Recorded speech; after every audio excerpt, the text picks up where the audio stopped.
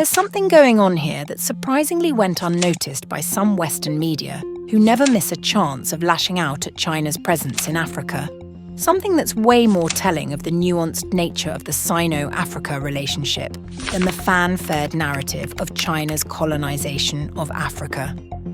For the past 60 years, Africa has received continuous medical aid from China, with a total of 24,000 personnel serving in 44 countries across over 100 sites.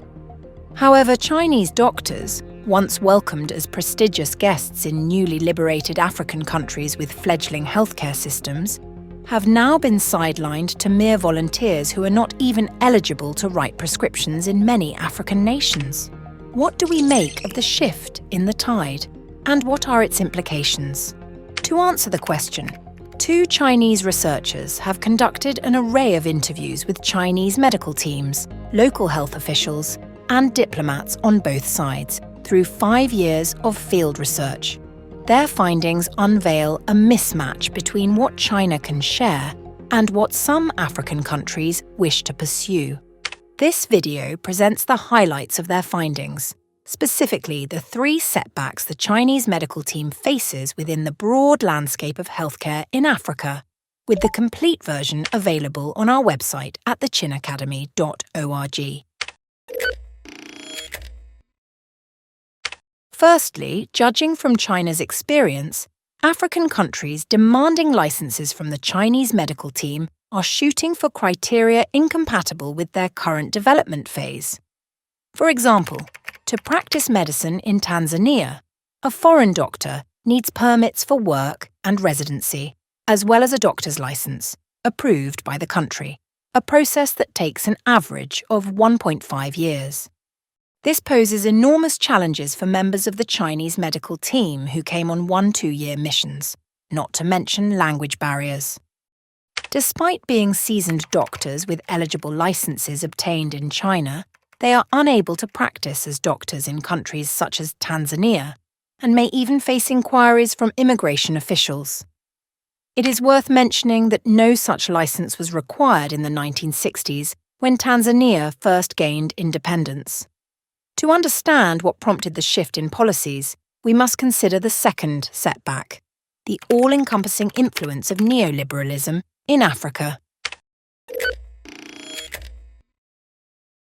Following neoliberal economic doctrines, many African countries have privatized their healthcare sector, resulting in minimal state presence. To further complicate the situation, many African countries insist on aligning with Western standards regarding criteria for medicines and doctors.